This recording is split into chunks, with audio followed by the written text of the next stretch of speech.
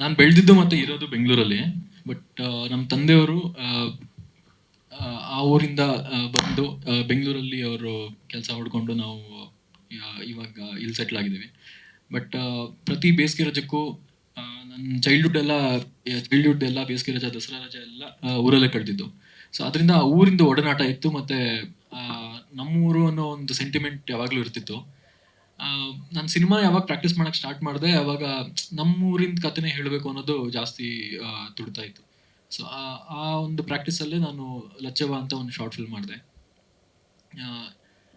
ನಾನು ವೀಕೆಂಡಲ್ಲಿ ಒಂದು short film ಮಾಡಿದ್ದೆ, IT ಕಂಪ್ನಿಲಿ ಕೆಲಸ ಮಾಡ್ತಾ, ನರಸಿಂಹಯ್ಯನ ಫಿಲ್ಮ್ ಅಂತ. ಆ ಫಿಲ್ಮ್ನ ಒಂದು ಫಿಲ್ಮ್ ಫೆಸ್ಟಿವಲಲ್ಲಿ ರಿಷಬ್ ಸರ್ ಗುರುತಿಸಿ ನನಗೆ ಕಥಾ ಸಂಗಮದಲ್ಲಿ ಆಪರ್ಚುನಿಟಿ ಕೊಟ್ಟರು. ಬಟ್ ಇದು ಒಂದು ಅದೇ ಥರ ಆಗಿದ್ದರೆ ಮೋಸ್ಟ್ಲಿ ನಾನು ಒಂದು 3-4 ಶಾರ್ಟ್ ಫಿಲ್ಮ್ಸ್ ಮಾಡಿಬಿಟ್ಟು IT ಕಂಪ್ನಿಲೇ ಅವರು ಅವಾಗವಾಗ ಹೈಕ್ ಕೊಡ್ತಾರೆ, ಆಮೇಲೆ ಪ್ರಮೋಷನ್ ಮಾಡ್ತಿರ್ತಾರೆ, ನಾನು IT ಇಂಜಿನಿಯರ್ ಆಗ್ಬಿಡ್ತಿದ್ದೆ. But because of that opportunity ಅದು ನನಗೆ ನಾನು ಸಿನಿಮಾ ಮಾಡಬಲ್ಲೆ ಅನ್ನೋ ಒಂದು ಕಾನ್ಫಿಡೆನ್ಸ್ ಕೊಡ್ತು. ಲಚ್ಚವ್ವ ಅಂತ ಒಂದು ಫಿಲ್ಮ್ ಮಾಡಿದಾಗ ಅದಕ್ಕೆ ಸಿಕ್ಕಂಥ ರೆಸ್ಪಾನ್ಸು, ಮತ್ತು ಲಿಟ್ರಲಿ ರಿಷಬ್ ಸರ್ ನನಗೆ ಒಂಥರ ಇಂಡಸ್ಟ್ರಿ ಹಿಂಗೆ ಅಂತ ಅವ್ರ ಜೊತೆ ಓಡಾಡಿಕೊಂಡು ಫಿಲ್ಮ್ ಇಂಡಸ್ಟ್ರಿ ಈ ಥರ ಅನ್ನೋದು ಪರಿಚಯ ಮಾಡಿಕೊಟ್ರು. ಅದರಿಂದ ನನಗೆ ಫೀಚರ್ ಫಿಲ್ಮ್ ಮಾಡೋ ಕಾನ್ಫಿಡೆನ್ಸ್ ಬಂತು. ಸೊ ಯಾವಾಗ ಫೀಚರ್ ಫಿಲ್ಮ್ ಐಡಿಯಾ ಬಂತು ಅದನ್ನು ರಿಷಬ್ ಸರ್ಗೆ ಹೇಳಿದೆ. ಅವ್ರಿಗೆ ನನ್ನ ಹಿಂದಿನ ಸಿನಿಮಾದಲ್ಲೇ ನನ್ನ ವರ್ಕ್ಗಳೆಲ್ಲ ಇಷ್ಟ ಆಗಿತ್ತು. ಸೊ ಈ ಕಥೆನೂ ಇಷ್ಟ ಆಗಿ ಅವರು ಈ ಸಿನಿಮಾನು ಪ್ರೊಡ್ಯೂಸ್ ಮಾಡೋಕೆ ಒಪ್ಕೊಂಡ್ರು. ಸೊ ಈ ಥರದ ಸಿನಿಮಾಗಳಲ್ಲಿ ಈಗಿರೋ ಒಂದು ಕತೆ ಬರಿಬೇಕಾದ್ರೆ ಈ ಸ್ಟಾರ್ನ ಹಾಕೊಳ್ಳೋಣ, ಮಾರ್ಕೆಟ್ ವ್ಯಾಲ್ಯೂ, ಈ ಥರದ್ದು ಒಂದಷ್ಟು ಅಂಶಗಳು ಕೇಳಿ ಬರ್ತಿರುತ್ತೆ. ಬಟ್ ಅದು ಯಾವುದು ನನ್ಗೆ ಅದ್ರದ್ದು ಹಾಗೆ ಇಲ್ಲದೆ ನನಗೆ ಹೆಂಗೆ ಬರುತ್ತೋ ಹಾಗೆ ಸಿನಿಮಾ ಮಾಡೋಕ್ಕೆ ಒಂದು ಆ ಲಿಬರ್ಟಿ ಸಿಗೋಕ್ಕೆ ಈ ಥರದ ಸಪೋರ್ಟ್ ತುಂಬ ಮುಖ್ಯ ಆಗುತ್ತೆ. ಈಗ ನಾನೇ ಈ ಸಿನಿಮಾ ಮಾಡೋಕ್ಕಾಗಿದ್ರು ನನಗೆ ಈ ಫಿನಾನ್ಷಿಯಲ್ ಬರ್ಡನ್ ಎಲ್ಲ ತುಂಬ ಕಷ್ಟ ಆಗಿರೋದು. But because we have a support like Rishab sir, ಅವ್ರಿದ್ದಾರೆ ಅನ್ನೋ ನಂಬಿಕೆ ಮೇಲೆ ನಾವು ನಮಗೆ ಹೆಂಗೆ ಬೇಕೋ ಹಂಗೆ ಆ ಥರ ಕತೆ ಬರೆಯೋ ಒಂದು ಲಿಬರ್ಟಿ ಸಿಗುತ್ತೆ.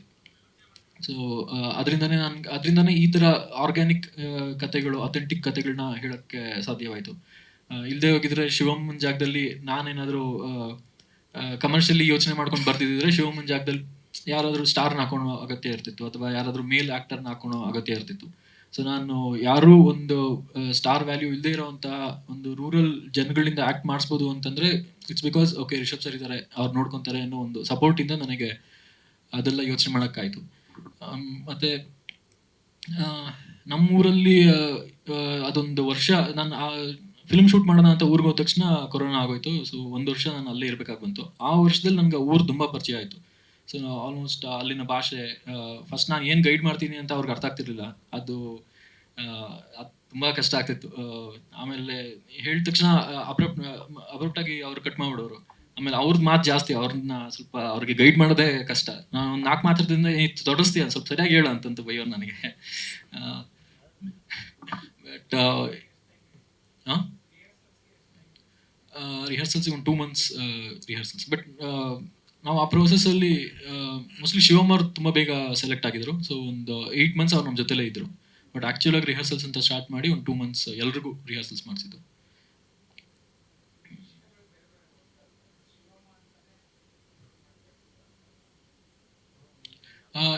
ಈ film it's the struggle of Shivamma.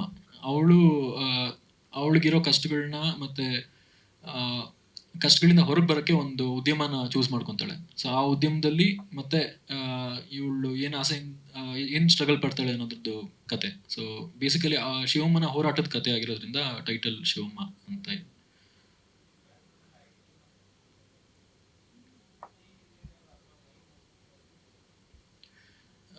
ಈ ಲೈನ್ ಹೊಳೆದಿದ್ದು ನನಗೂ ಸುಮಾರು ಮಲ್ಟಿ ಲೆವೆಲ್ ಮಾರ್ಕೆಟಿಂಗ್ದು ಒಂದಷ್ಟು ಅನುಭವಗಳಾಗಿತ್ತು. ಸೊ ಡ್ಯೂರಿಂಗ್ IT, ಅದು ಯಾವಾಗ ಬೇಕಾದ್ರೂ ಆಗ್ಬೋದು, ಈಗಲೂ ಆಗ್ತಿರುತ್ತೆ.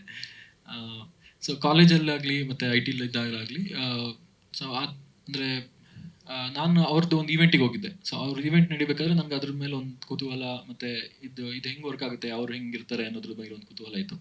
ಸೊ ಅವ್ರ ಬಗ್ಗೆ ಒಂದು ಸಿನಿಮಾ ಮಾಡಬೇಕು ಅನ್ನೋ ಒಂದು ಥಾಟ್ ಬಂತು.